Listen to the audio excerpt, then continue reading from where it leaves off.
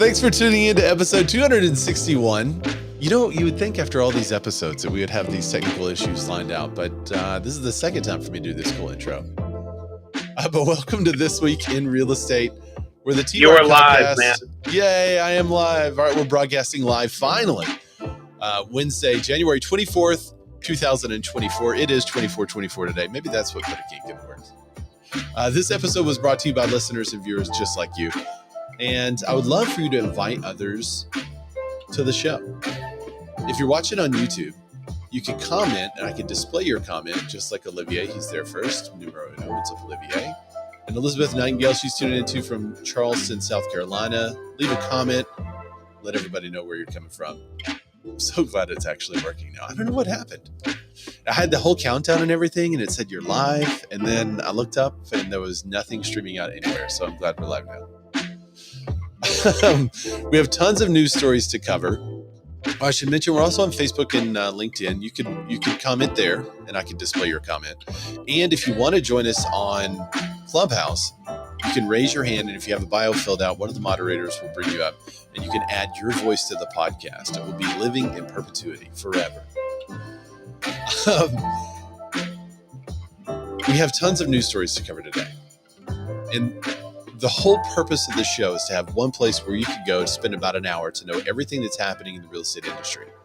So if you know someone else that's in the real estate industry, or you know what's up, Courtney? Just had to cut out a Clubhouse. Well, I'm glad you're here. If you know someone that's in the real estate industry that you think they should tune in, send them a message, let them know we're live, send them a link to the show, and I promise they won't be disappointed. And let's get right to it. So one of the biggest news stories came out. What was it? Did it came out yesterday or the day before? Friend of the show. Let me bring up the article for you. This one I got from Broke Agent Media, but this news story has been literally everywhere. All right, friend of the show, Jason Haber and Mauricio Umansky team up to form an alternative organization to the National Association of Realtors. Dun, dun, dun. So this is really interesting because the National Association of Realtors recently, I mean, I think we can all agree, has been in the crosshairs for a lot of real estate agents. We all just paid our dues, everyone renewed, and no one liked renewing because of all the recent news stories that we had.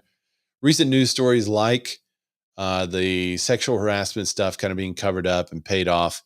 And the question was like, well, what money were those women paid off with? Was it our dues? Did they use our dues to pay off the people that were complaining sexual harassment? But beyond that, I mean, we had a emergency president fill in, and that emergency president came out and said, due to blackmail, she is dropping out because she thinks it puts her and the organization in a compromising position. So now there's a new president in town, but it feels, I think everyone kind of, I don't know the guy, so I don't want to make you think I know something about his character that I have no idea anything about the new president, but everyone's just kind of tired of it. Meanwhile, all that stuff was happening. Real estate agents, Realtors, the Realtor org was fighting one of the largest battles for commission in history, and they lost. Now they say they're going to win on appeal, but I think it's a low likelihood personally that they win. And so all of that was kind of culminating as it was. Jason Haber starts a NAR accountability project. And one of the other things he started looking at is where they were spending their money. I mean, over $50 million were spent on consultants and marketing. There was only $1 million that was spent on legal. And so as all this stuff was happening, there were people that were kind of saying, you know, why don't we have an alternative? We should have an alternative. Well, Jason and Mauricio Umansky team up. Now, they're also tied in. So this article, let me share the article again. The article says, considering Haber was the first to notice how industry leaders reacted to last year's New York Times expose of sexual harassment allegations against NAR leadership, it's not surprising he would start up to create an alternative organization. The trade up, the American Real Estate Association, AREA, which that's a great name. And I said in the pre-show in Clubhouse that I think like 3 years ago, whenever they were trying the 3D Realtor logo, Dan and I were brainstorming ideas for new organizations. And I think we said area. I think that was one of them that we were like, oh, that's kind of cute. That's a good one. But we landed on Dumbledore's, if you recall. So maybe we weren't the most serious about it, but I did purchase dumbledores.com. And the tagline there is Wizards of Real Estate, which that's sounds great to me. So I think there's yet another alternative. So the trade up, the American Real Estate Association with the acronym AREA, its tagline is exactly what the organization wants to do: trade up. There's really much on their website at all. You can go to areausa.org. And this is what their website looks like. It says, welcome to AREA, advocating, innovating, educating. Connect with us. You fill out the form and it just goes to a thank you page. And that's really all that's there. Looks like their colors are going to be yellow and black perhaps, or maybe that's just a temporary website color. That's it. I don't love that the brand color, but it's not necessarily maybe the color. Maybe it's what they can do for us. And that was a big question that they had. Like, what is AREA going to do for real estate agents? There's a nationwide database of homes and listings, which is an alternative to NAR's affiliated MLS. It's called the NLS.com. It's the new national database, which is the National Listing Service. So I went to the NLS.com and signed up. And proud to say, I was the first Arkansan, to sign up.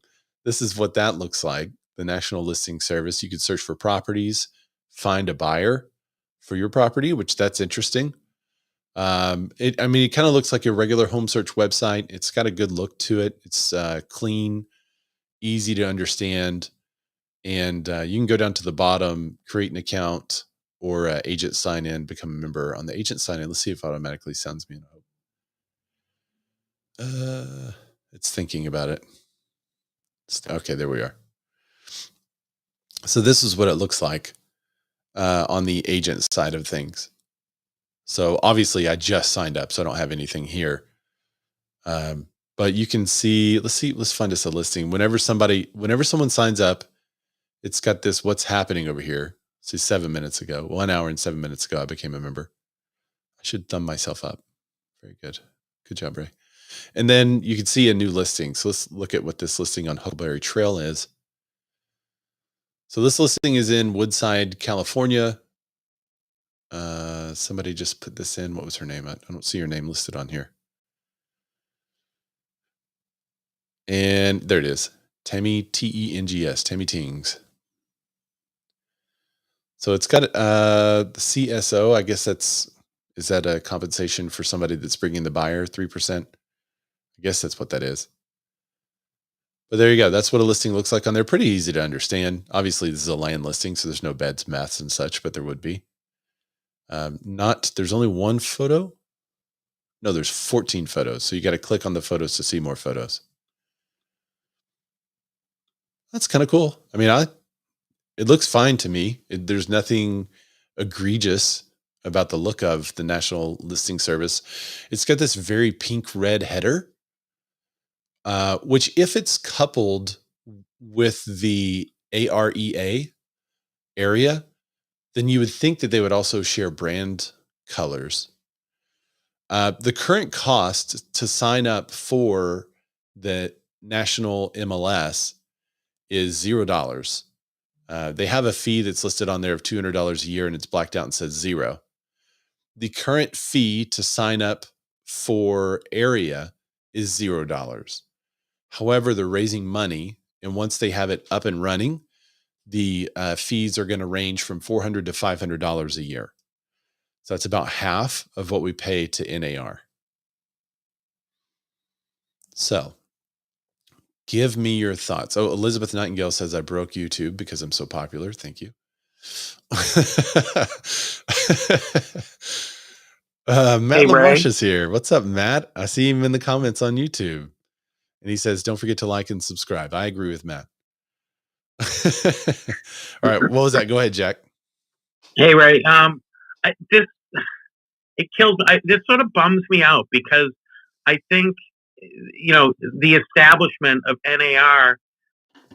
I have this sneaking suspicion that they do a lot of good for us as a trade organization, especially in Washington. And as schmarmy as that whole world is, um, it bothers me so much that they don't do a better job of informing us what they do for us as a trade organization, and that they have kicked the door so far open on this that it's no surprise that it's about time that not only do we get a national MLS, but that we get a trade organization that at least tells us what they're doing. I mean, it seems like a bummer to me, but maybe I'll be proven wrong. I think I agree with you. The bummer is that NAR didn't do for us what we think it should do. It didn't perform. And I think that's a bummer. I do think they probably do something smarmy in Washington for us. However, one of the things I noticed during this Rex lawsuit that happened 2 years ago or started 2 years ago is that NAR put so much support behind one side of the aisle that the other side of the aisle basically went after NAR and kind of started a lot of this stuff that led to where we are today. Do y'all remember that, where it seemed like Republican adjacent members of Congress or former members? It wasn't really people that were currently active, but people that were more active on the um, advising scene that were former Republicans or former conservatives suddenly just went after NAR hardcore. And I don't know if that's because of the money Rex put behind them or if that's because the lack of money NAR had given them. So if you play the Washington game, you're going to get burned by one way or the other. And I think that's what started the inquiries from the DOJ. It just seemed like there was a huge increase in all of that stuff around that same time period. Remember, that's when Chris Christie went after NAR, kind of on behalf of Rex. So I agree with you, Jack, that it does bum me out, but it bums me out that they didn't do what they were supposed to do for us. They in year It's their own fault. Correct. Yeah. Yeah, S agreed. and I don't think competition in the marketplace is a bad thing. I'm hoping that NAR will see this and say, well, we have to get our act together and we actually have to do some of these things for real estate agents, or else now that there is competition, people are going to flock to this other option. I think for a while, you will probably have, unless they put something in the bylaws that doesn't allow it, I bet agents will join both for a while and will kind of give area a chance to say, well, what are you going to do for me? Let's check it out. Let's see. Let's see if my listings get a little more promotion on the national MLS. Let's see if I develop those relationships. Let's see if their conferences are good. Let's see what the culture's like and what they say they're going to do for us. So I'm betting it's going to be people are going to be dual members for a little while, and then they're going to let one of them drop. And the one that they let drop is the one that they foresee that they don't need anymore. So I know NAR has done a lot of stuff for housing, but I feel like, you get 3 or 4 of the top brokerages in the world together to say, hey, this is, we stand behind this, for property owners, this should happen. I think politicians would be hard pressed to ignore that. So, I don't think it is as hard as we think. I think the hard part is going to be developing the relationships for area, but maybe they already have some of those relationships in place. The National Listing Service is what real estate agents have been asking for years, but what I specifically have been predicting on the show that NAR has to do in order to retain membership. And right out of the gate, that's the first thing the area said we're going to do. Here's a National Listing Service. And I think that's going to attract a ton of people. I'm going to put my listings on here, especially any luxury listings I have where I know I'm going to have people out of state looking. I'm definitely going to list them on here because it costs nothing for me to do. And hopefully it'll get some exposure. So I agree with you, Jack, but I am excited about competition because I think it could improve NAR. Long way around, but it could. Jennifer Goodman, what's up, Jennifer? She says the bummers that realtors who have supported NAR have been taking it in the backside. Kudos to Mauricio and all for offering a new solution. Courtney McCullough, living in Columbia, South Carolina, says, so what I'm hearing is sign up right now while it's free. Yes. And Olivier says, and send a super chat to Ray. There you go. I think I've bought a cup of coffee with the super chats that I've gotten so far. So I really appreciate that, guys. All right. Any other words about area? Are you guys going to join it? Are you not going to join it? Linda Martin's asking what the URL is again for the national MLS. The national MLS is thenls.com. So the National Listing Service. So it's not called the National Multi-Listing Service. It's called the National Listing Service. So thenls.com. So sign up there. It is free. Now, one of the interesting / weird parts is that they're not going to have a president and vice president. Did you guys see that? What is that? How do you have an org and not have a president or vice president? I don't understand that part. Jack, did you want to say something? Sorry about that. Oh, V is in Victor on that URL. Sorry. N as in Nancy. The NLS.com. Thank you. Yep. So he said, for one, as an organization, area will not have a president and vice president. Haber emphasized that rather than trying to replace NAR as another trade organization with a hierarchy of leadership, his goal, as well as Umansky's, is to create something new. Here's a quote from Jason. NAR was too big to fail until it failed.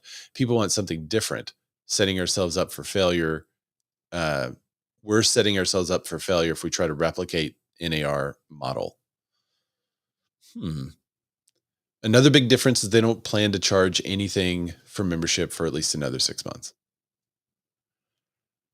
So there you go. Join now while it's free. Olivier says, you got Canadian money. That's worth a lot. That was. I may have bought another pump in the espresso. All right, so that's the biggest kind of news story as far as the industry goes. But there were two other news stories that I thought was interesting. Look at this shading that's happening on the video. What is that? Oh, you know what it is? Nope, it's not that. Oh, there it is. So FaceTime is really cool, and you can have this FaceTime set up, but if you don't watch it, it'll take over any video that's happening. And so it was putting a studio light on me. Whatever. But there was another news story that was from the CoStar CEO. Now,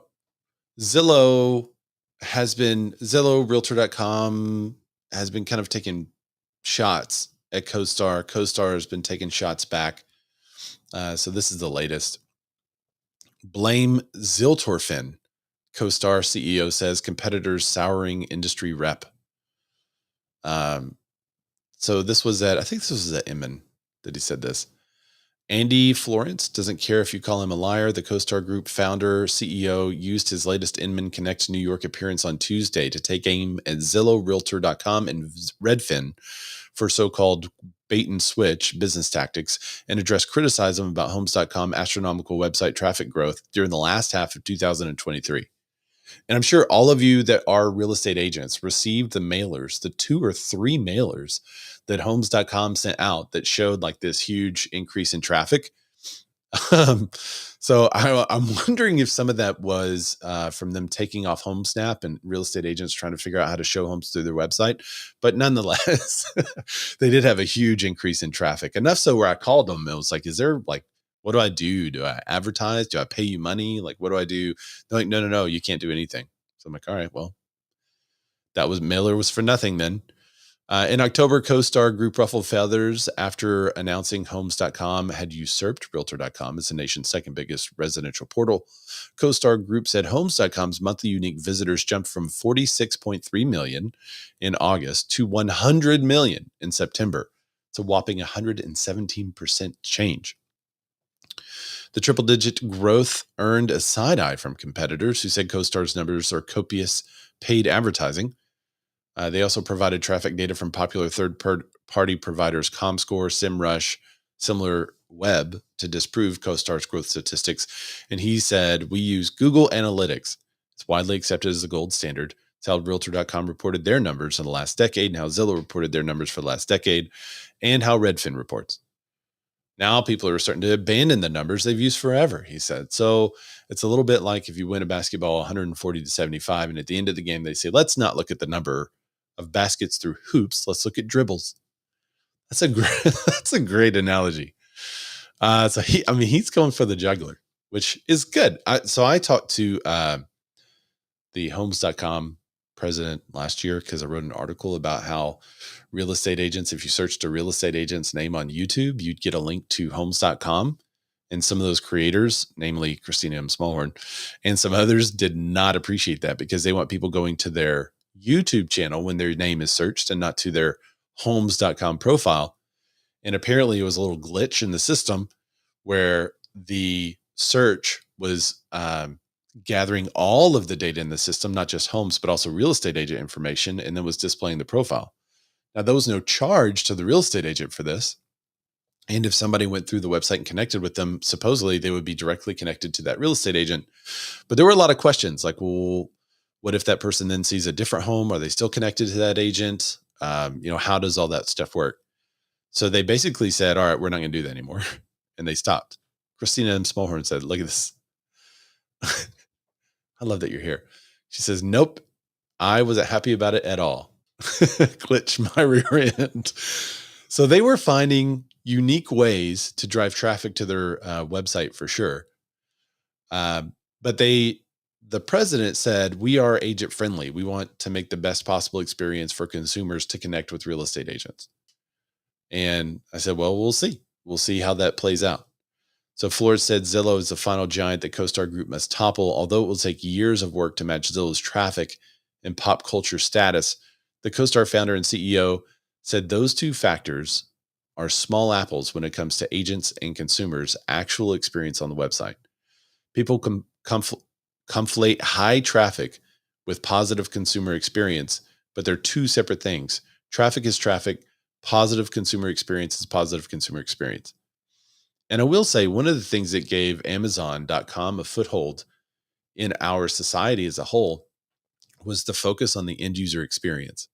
They were constantly focused on the consumer experience. And I think if you ask Zillow, they're going to say that they were also focused on that experience as well.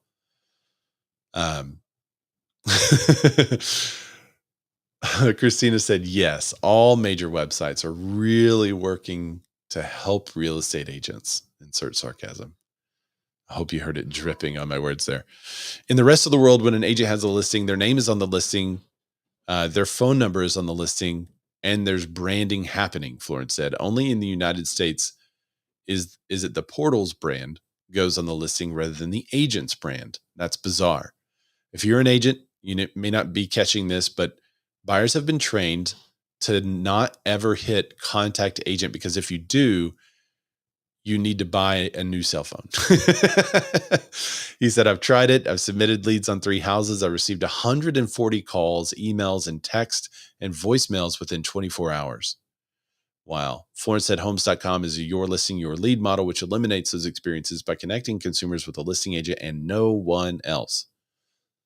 Something he believes will pull consumers away from Zillow, CoStar. So I know I used to advertise on Homes.com, and that's why I called them because when I saw the huge increase in traffic, I was like, oh, I wonder if there's like a little advertising component to this that I can use. Apparently not. Apparently there's nothing that you can do. Your listing, your lead. You have to go get a listing. I think, and this was leaked, I guess, last year, but it appears that their model moving forward will be a listing boost model, where if you want your listing to get more attention, you can pay to boost it. And if it's paid to boost, and then someone inquires about that listing, it's going to go directly to you.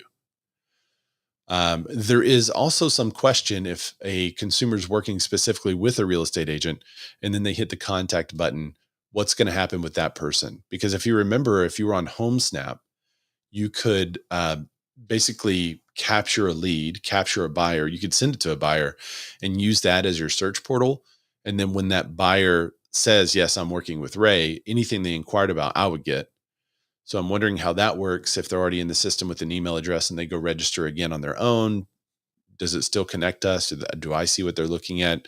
Does it go to the listing agent? Is the listing agent alerted that, hey, somebody that Ray is working with has inquired on the property, so follow up with Ray? That would be cool. So we will see. Olivier said, if you want to make money, sell something to agents. And it's really got to be about like $20 a month. That's the number where it disappears from the agent's mindset. Like, oh, it's something like $20 a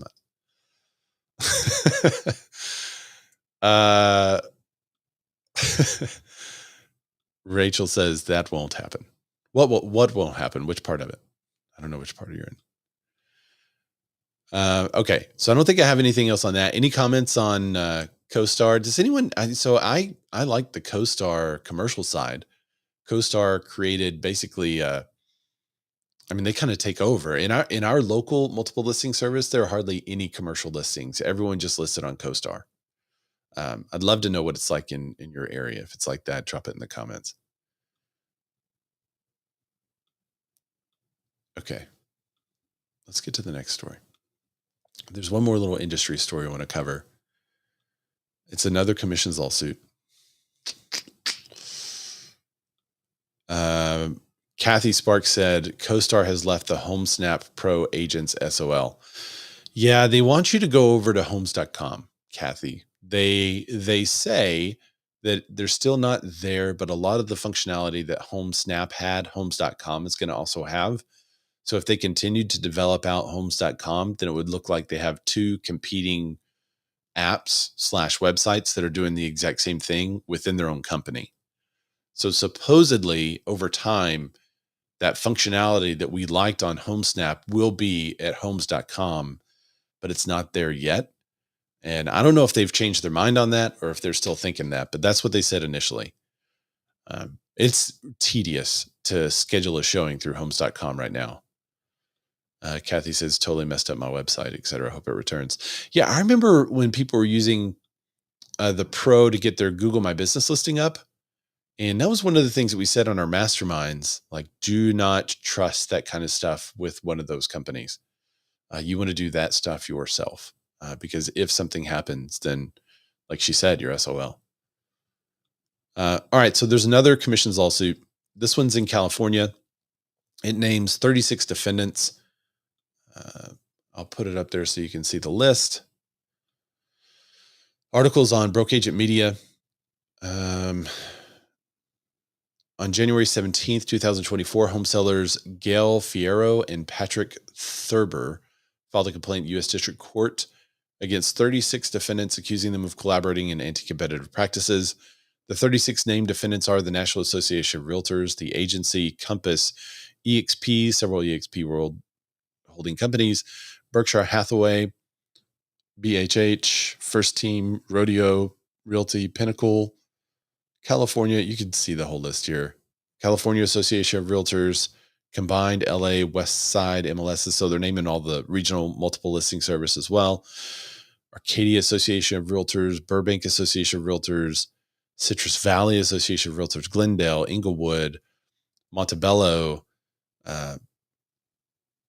Palo Verdes, sorry, Pasadena, Foothills, Rancho, and South Bay, Southland Regional, Tri-Counties. Wow, these are mostly like realtor orgs, MLSs. West San Gabriel, Malibu, Moderna. Wait, that's not Moderna. Madeira, Fresno, Merced County, Merced, Mariposa, and Southwest. So a lot of, well, this is the most amount of realtor boards that I've ever seen in one of these lawsuits. The companies were actually not that many. Just Berkshire Hathaway, BHH, EXP, Compass, and the agency. Oh, and First Team, Rodeo Realty, Pinnacle Estate Properties. Everyone else listed is a long list of boards. That is all that is in the BAM article. And they do have, over on the right side, you'll see the lawsuit watch. If you want to be up to date on what's happening in the latest lawsuits, just click on that. And you can see at the top, it's got the Sitzer Burnett. And you can click on that and see the latest news articles that they covered. This one's going to be called the Fiero. And then here's our map. Real estate commissions lawsuit. There should be one over here now. There should be a California one, I guess. So we'll look for them to update that. All right. Let's talk about the economy. How is everyone's market? Drop it in the comments. Are you seeing more buyers entering the market, more sellers entering the market? Is it pretty balanced and you're seeing an overall increase in both? Are you seeing a high end increase in the number of listings, a low end increase in the number of listings? What are you guys seeing in your market? Redfin, their pending home sales rose 4% in December. That's the biggest jump in over 2 years. So you would think with a jump like that, we should kind of all feel it. But I'm curious if you guys have felt this. Rachel says more buyers. Let's see. Peggy says, is it displaying for you guys? No, hang on just a minute. There you go. Peggy says, I have a couple of buyers that resurfaced after a hiatus. Rachel says more buyers in Gainesville, Florida. Olivier is saying more sellers, same number of sales last year, which wasn't great. Peggy says still having multiple offers over asking and waiving this and that in southeastern Philadelphia. Columbia, South Carolina says it's been pretty steady in Columbia. Buyers have picked up. It's still averaging around 200 plus listings a week. That's a lot. That sounds like a lot. Is that normal amount? That sounds like a lot. Mike V said, I had a listing priced over the median in a local city. Price was pretty much at the market. Got 50 parties through a 5 hours of open houses on a rainy weekend. Wow. Yeah, that's aggressive. That's good. Mike says 5 offers above ask, or 5 offers, 3 above ask. Greater turnout than I expected. If we were to have 50 groups through or 50 parties through in one of our open houses, that would be stellar.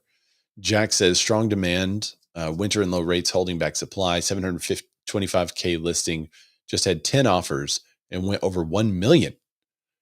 Whoa. That's a $275,000 increase over ask. Okay. Elizabeth Nightingale says lots of new construction. Some traditional sellers are listing and tight inventory all around the area. A lot of new construction, says Courtney too. Jack says many buyers are feeling burnout and switching agents.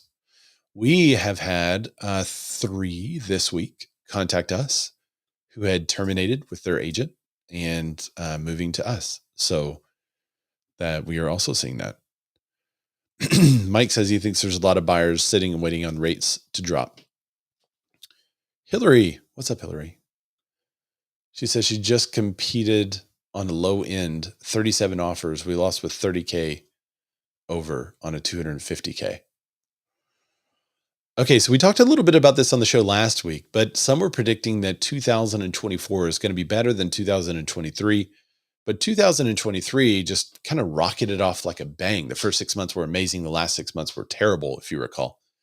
And one of the things that we said is that maybe it would kind of start off similar to what happened in 2023 and maintain that throughout the year. With the recent increase in pending home sales, I don't see where that's unrealistic. Redfin says that pending home sales rose 4.1% in a month over December on a seasonally adjusted basis, the biggest increase at September 2021 to the highest level in more than a year. They climbed 5.9% from a year earlier, which is the biggest annual gain since June 2021. So we're currently seeing gains larger year over year as well. So we're seeing a month over month increase and a year over year increase. And I can't remember the last time we had a year over year increase in pending sales. Well, I guess it was June 2021. There it is right there in the article. All right, take a look at this chart. It looks like, it looks like a health chart where you have all these little bitty spikes and then boom, a huge spike down and a huge spike up to where you see a decrease in right around April of 2020 and a huge increase maybe right around June, July in 2020, and then it kind of goes back to normal. But right now it is up 4%. So it's the biggest increase in over 2 years. The pending sales jumped because of a steep drop in mortgage rates that lured buyers into the market. The average rate on a 30-year fixed mortgage fell to 6.82% in December from 7.44% in November. The biggest monthly decline since 2008. Ooh, everyone always gets nervous when we say 2008 in a story. The new listings also tick up, but remain below pre-pandemic levels. So we are below where we were in 2000. We're way below where we were in 2012. That's closer to where we are now. Whew, look at this chart. So this chart is from February of 2012. We were right at maybe 550K, and then it goes down to about 500K. And in May of 2023, we were about at that 500K line as well. And now it is up just over 500K in November of 2023. So interesting. One of the things we heard from some of our buyers, and I was talking with an agent that also said the same thing, that homes that had set on the market, it seemed like 3 or 4 months, people weren't in a hurry, or suddenly all under contract at the same time. And that could be a ton of issues. I know one of them could be the holidays and just seasonal. People are out now looking again. But I really believe it's most likely the rates. People saying, okay, the rate's not going to get much better than this, and it is better than what it was. So I'm going to go ahead and buy. And that's what you're seeing in the mortgage applications. Homebuyer demand pushes mortgage applications higher, even as interest rates inch up again. So the mortgage rates rose slightly last week, but did not deter home buyers who have come back after the holidays. Mortgage applications to purchase a home rose 8% last week compared with the previous week, according to the Mortgage Bankers Association seasonally adjusted index. Demand, however, was 18% lower than the same week a year ago. The average contract interest rate increased to 6.78% this week from 6.75%. So a pretty negligible increase when you're looking at a purchase. Joel Kahn, he's a Mortgage Bankers Association economist. He said that mortgage rates increased slightly last week, but there continues to be an upward trend in purchase activity. Conventional and FHA purchase applications drove most of the increase in last week's numbers. And some buyers moved to act early this season. Olivier says, "Con," in honor of our friend Dan. Where are the purchase applications? There it was. Okay, purchase applications rose. No, that's mortgage. Oh, yeah. Okay, so purchase applications were up 8%. Refi applications fell 7%. And they were 8% from a year ago. Interesting. Okay. What would you say? What percentage, drop it in the chat. What percentage of homeowners currently are thinking of selling within the next 3 years? If it was out of 10 sellers or out of 10 homeowners, how many of those people would be thinking about selling within the next 3 years? Olivier says 25%. Anyone else want to drop? This number kind of surprised me a little bit. Mike V said 50%. It surprised me because so many people have an interest rate lower than the current interest rate. They're down in the 3s and 4%. But it also surprised me because I thought the number would be a lot higher. So the actual number is 1 in 5, or 20%. So this report was in Zillow. They released a report showing more than 20% of home buyers are now considering selling their homes within 3 years, largely due to the overall modest improvements in housing affordability. So the theory is that these homeowners think, well, homes are being more affordable, so we're going to move more often. The median, I was shocked to see this, the median stay in a home currently is around 13 years. I can remember back in the day where the median stay was around 5 years, but everyone I knew was moving every 2 or 3. And that is no longer the case. I was talking to a friend of mine that's thinking about buying a house right now. And I said, well, how long are you going to be there? And they're like, I don't know, at least a year. I was like, well, at least a year. Let's think about renting, or we have to get you a really phenomenal deal, whatever you buy. And they're like, what do you mean? I could just resell it. I was like, yeah, you can. And prices are probably going to go up, but is it going to go up enough to cover taxes, insurance, fees, closing costs, realtor costs, all that stuff? That's the question. And in a year, like, that's cutting it close, in my opinion. So my advice was, if you're going to be somewhere for at least 2, but preferably 3 years, go ahead and buy. Well, if we have a whole bunch of inventory, seller inventory coming on the market too, that would hurt the chances. But this was a big number. 1 in 5. That's 2 in 10. That's in spite of the persistent gap between today's lower mortgage rates and the rates that are locked into from the purchase when they bought them. Skylar Olson, the Zillow chief economist, said buyers found significant savings as rates fell, but mortgage rates are fickle things, as we've seen in recent weeks, and they'll play a massive role in determining appreciation and affordability, especially for first-time buyers.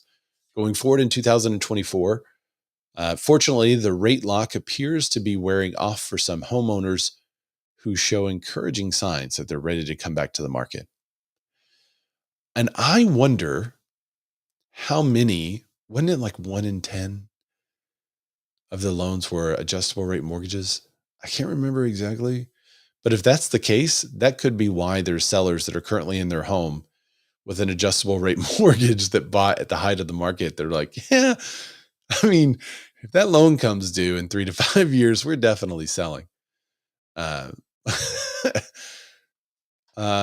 affordability has improved to a point for buyers who are out there who've been waiting for an improvement.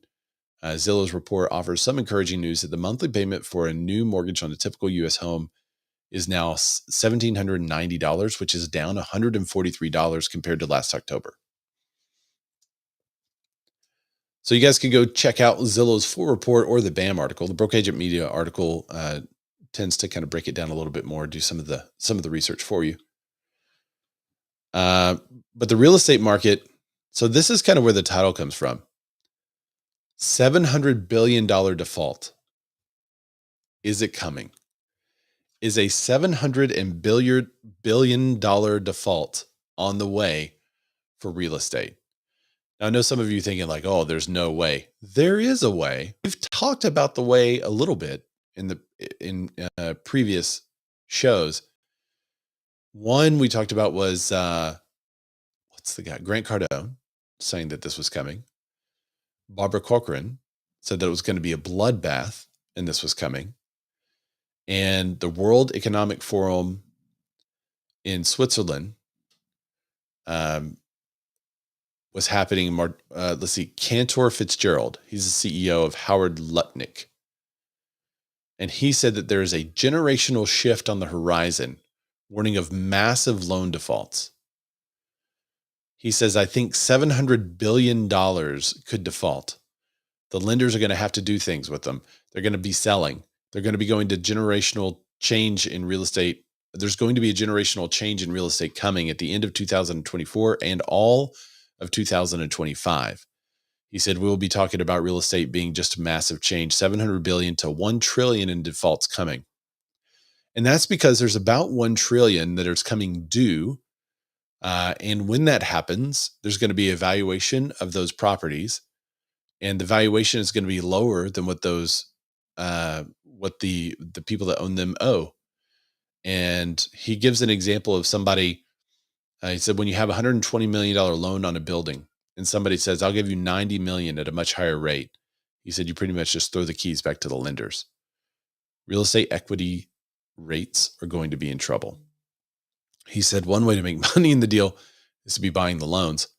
And I guess making money because, maybe you could buy the loan at a rate that is under the value of the property currently.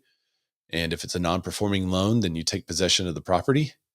That's it's going to be tough sledding for CMBs. But this is mainly in the commercial sector.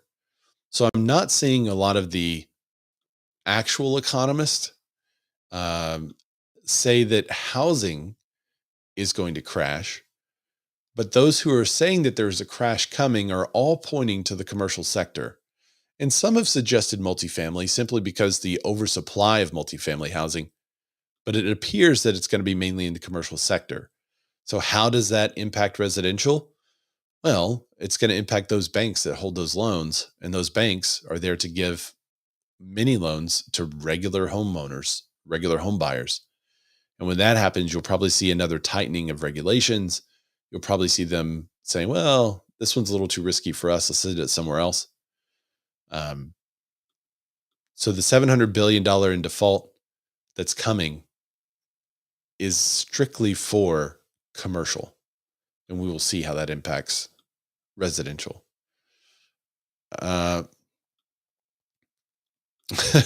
Elizabeth said, how's the commercial sector not already crashed a bit? Look around. There's a lot of empty offices and stores all around. That's true. There are a lot of empty offices and stores, but their loan hasn't come due yet. That's when the stuff's going to hit the fan, is when they have to pay for it. Right now, they're sitting on it, hoping that people will come back, trying to figure out a rent rate that makes it ideal for somebody to fill it. But when the loan comes due and there's a valuation on the property and it's less than what they owe, that's when it's going to be trouble. So here's some good news for Texans. There's more inventory in Texas. Would per capita be right? Than anywhere else. So housing inventory is surging in Texas despite the nation facing a widespread shortage. The number of homes for sale in the state has more than doubled from its low during the COVID-19 pandy, and now finds itself more than 88,000 listings. That's the highest since 2019, far higher than the long-term average. The U.S. active listing counts for homes, meanwhile, was slightly lower than the 800,000, with Texas making up 90,000 of them. So more and more listings are coming to Texas. The more the inventory grows, the more pressure there will be on sellers to cut prices. That's the bad news for sellers. Data from Zillow's Home Value Index showed prices are already falling in some of these markets, with Austin showing an 8.2% decline year over year, while Beaumont saw a decrease of 5.7%. In Texas, home affordability has become a large problem the past 3 years after droves of Californians and New Yorkers and various others have fled to the state for the cheaper housing. That caused a higher demand than average. Yeah, so here's the home price split from income during the pandy. You can see how much the home price increase versus the median income, just kind of staying a consistent trend line upward. The home price growth really outpaced it. All right, so if you're from Texas, what's the market looking like for you right now? Are sellers still getting what they want? Or are you in trouble? Jennifer. What's up, Jennifer? Sorry, I got booted out there. Can you repeat the question? All I heard was Texas. Yeah, I was saying Texas. What's happening in the Texas market? Are you seeing tons of properties coming on the market and a flood of inventory? or is it still sparse and not enough for the buyers that you have in the market? The latter. Absolutely the Yeah. latter. Now, I'm speaking specifically to Austin, where we are always in a crunch for having enough houses for the number of people because there's just so much draw here based on industry. However, a lot more luxury properties have, been starting to hit the market now, like this week, and the negotiations are still, we're in the thick of it. And I think it will continue, and sellers are being creative and we're getting deals done. So you're not seeing a huge drop in the home values there, even though it was reported about an 8.7 drop in home values in Austin. That's most likely price decreases from aspirational home sellers. Combination, we've got a lot of new construction. So we have a lot of builders come to the table with all sorts of opportunities and incentives. So that, I think that's a big part of it. So we'd have to pull that out of the market to decide if it's resale versus new home construction. Right. But we shot up so high during the pandemic that wherever we have come down, we're still not at pre-pandemic prices. So I hear you slipping in that L like a good Texan would. Yeah, very good. Very good. Well, another thing that's been keeping some buyers on the sidelines has been this winter weather. Drop a 1 in the chat if you've been snowed in recently. That was me. Hang on, let me drop a 1. 1. So it's been, we had a huge snowstorm, which, happens about once, maybe twice a year for Arkansas. It doesn't really happen very often. Usually the one where you have snow on the ground for a week, that only happens once. We may get some light snow here and there, some freezing rain here and there, but ones that shut down everything for a week, that's usually a once per year occurrence. So we may have had our one, knock on wood. Maybe we'll or won't get it again. It's kind of fun. Like we enjoy sled. I have a great hill. We enjoy sledding down the hill. Columbia, South Carolina has not been snowed in. Hillary, oh, you're snowed in. She was snowed in too. Well, winter weather has impacted a huge swath of the U.S. And that's one of the things that may be keeping some buyers at bay despite the increase. So Redfin says, weather conditions aside, buyers are feeling more optimistic, and people who were casually house hunting when rates were higher are getting serious now. So that is one thing. Even though I was snowed in, it did seem to allow more people time inside their house. And when they had time inside their house, they were looking at like, oh, I don't really like everything about my house. So we did see an increase in our website activity during that week where nobody could do anything. Elizabeth Suarez says a 1. She was snowed in. The Canadian says snow, wussies. So snow is different in Arkansas. It's not like this. He said under 12 inches is just small day. Not here. So what happens here, Olivier, and the reason why like Northerners, they will move down to Arkansas and it will snow and they will be the first to go out and wreck, because what happens is our ground is still pretty warm. So it snows and the snow starts to pile up. The ground begins to melt some of that snow. Overnight temperatures drop, everything freezes. And now you have, under this beautiful powdery snow, a sheet of ice. And Arkansans know, like, you just don't go anywhere. Everything's canceled. Nothing's open. So unless you can walk there or you have a Jeep, which I have a Jeep and it was really fun getting out in it, you just don't go anywhere. You just stay home. But Northerners are like, it's only 6 inches of snow. This is nothing. And they go out there and they get on their hill and they start sliding down their hill and they hit people's mailboxes and run into parked cars. It happens all the time. It's not the beautiful powdery stuff that you see in the north that you could just like, snow blow to the side and you're fine. We don't have snow blowers here. So it is different. And those conditions is what's kept some buyers on the sidelines. But the increase in website activity was real for us. And I think we probably have 4 or 5 new clients just from that week. So prices rose 0.4% in December. That's the smallest increase in 6 months. That was also a report from Redfin. Housing affordability is reshaping. Now we've talked about this already on the show. This was our theory, and now we're starting to see that theory play out as the numbers are coming back. So this is from CNBC. It says housing affordability is reshaping migration trends, economist says. That was in honor of Dan. Here's where people are moving. And so I thought this was an interesting report. So the navy blue are net inbound moves, and the turquoise blue are net outbound moves. I mean, God forbid they use contrasting colors to make it more easy to read. So net inbound moves, what I thought was interesting is if you draw a line from the Rhode Island down to San Antonio, Texas, if you're looking at a map, you're going to capture most of the inbound moves. Most of the states that have more people moving into them, or most of the cities that have more people moving into them than out. So cities like Orlando, Florida, Jacksonville, Houston, San Antonio, Birmingham, Nashville, Charlotte, Raleigh. The only one that doesn't get in that line is Indianapolis, but Providence, Rhode Island would also be the other one. Now, the net outbound moves, that's happening from San Diego, Riverside, Oklahoma City. That's an interesting one. Memphis, Tennessee, which living close to Memphis, I could see that. Chicago, Illinois, Cincinnati, Ohio, Detroit, Michigan, Buffalo, New York, New York, and Boston. So here's that list if you want to screen grab it. So net outbound, net inbound. I just think it's interesting where people are kind of moving towards the Southeastern Conference. Like, what is happening? The draw of these metros is because they, quote, are markets where jobs are being created rapidly and where more new houses are being constructed.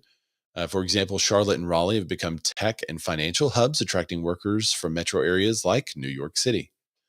And because of that, they've remained relatively more affordable than other markets around the country. So even though they're having a huge influx of people from out of state who are willing to pay way more for those homes than the people that are currently living in that area, they've not seen a dramatic increase in price recently because it seems like construction is starting to keep up with what's happening. Now, I say that, and y'all would be like, well, we had like 20 offers. That's still not the 200 offers we had last year or 2 years ago. But that's interesting to see where people are moving to and where people are moving from. The Southeastern Conference continues to get more popular in a lot of ways, just not only football. Okay, so let's talk about the top 10 hottest housing markets in 2024. Top 10 hottest housing markets in 2024. Drop in the comments what you think they are. I'm going to start with number 10. I don't think we talked about this last time. Did we talk about this last time? No, we talked about the top markets for first-time home buyers last time. These are the top 10 markets, period. These are Zillow's predictions for the 2024 10 hottest home buying markets. So not necessarily for first-time home buyers. These are the hottest home buying markets. Number 10 on the list is Tampa, Florida. Number 9, Orlando. Number 8, Cleveland, Ohio. And chime in if you're in one of these cities and states. Number 7 is Charlotte, North Carolina. Number 6, Atlanta, Georgia. Where are the Atlanta folks at? Woo woo. Number 5 is Providence, Rhode Island. Number 4, Indianapolis, Indiana. Number 3 is Columbus, Ohio. Number 2 is Cincinnati, Ohio. And number 1 is Buffalo, New York. And one of the striking things from this list is that in the top 10, Zillow predicts that 3 of the top 10 will be from Ohio and 2 from Florida. So Ohio's had a lot going on. We get a lot of calls from people that are looking to invest, and they say, we're looking at Ohio, one of the Ohio areas that's on this list, Birmingham or Little Rock. And a lot of them like Little Rock because of the affordability, but they also have their numbers way off. And I'm constantly correcting rent numbers. So like, we think this property looks like a great property, very undervalued. Can't figure out why it hasn't sold yet. Our numbers tell us that it's going to rent for $2,000 a month. I'm like, no, that property is going to rent for about $800. They're like, oh, but I've got other things I could show them. And that's what we usually do. Florida, for instance, is attracting baby boomer residents who are seeking warmer, tax-friendly places to retire. The biggest share of home buyers are baby boomers looking for warmer clients is a trope, but it's a trope that's true. How the market is cooling, and the coolest markets are the places that will be less competitive. They are New Orleans, San Antonio, Denver, Houston, Minneapolis. It's basically a matter of affordability in those towns. All right. Olivier says the Quebec ice storm of 1998. Google that one. I'm going to do this live. Quebec ice storm 1998. Filled it in for me. Let's look at some images. Make sure they're safe before I share these. Wow. Yeah, look at that.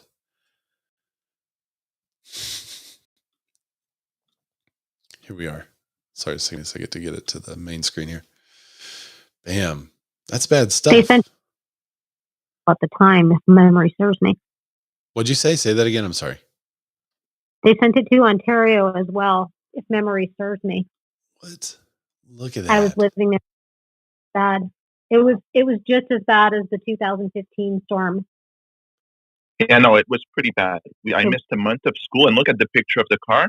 I actually had a branch of tree fall next to me. I could have died. I didn't have power for a month. Most people were like 2-3 weeks, and the worst were like 2 months without power because the whole electrical grid went down, basically. You looked at the pylons in the other pictures, those big hydro pylons. Yeah. They basically bent over. It was crazy. It was that's bad weather.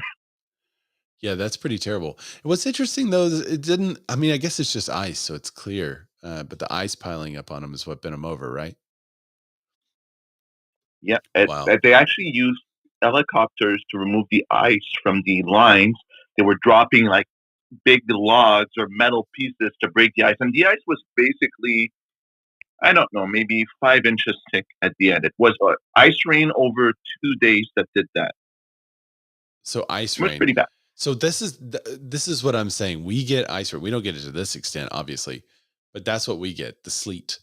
That's our ice rain. And or we'll get the beautiful snow that then freezes into sheets of ice. So yeah, these pictures are phenomenal. 1998. I can remember when I was a little kid, and we went with years and years. Oh, look at that one. We went with years and years without any kind of snow, big snows or big snowstorms. But I can remember being a kid in Arkansas and playing in huge snowstorms that were just, I mean, there was so much snow, and then it didn't snow for a while. And now it appears that's kind of coming back. It's almost like it's cyclical. Look at so these power lines, there's 1, 2, 3. So there's, picture a telephone pole for the audio listeners, a telephone pole with 6 cross strands and tons of power lines on it. And they're just all bent over, covered completely in ice.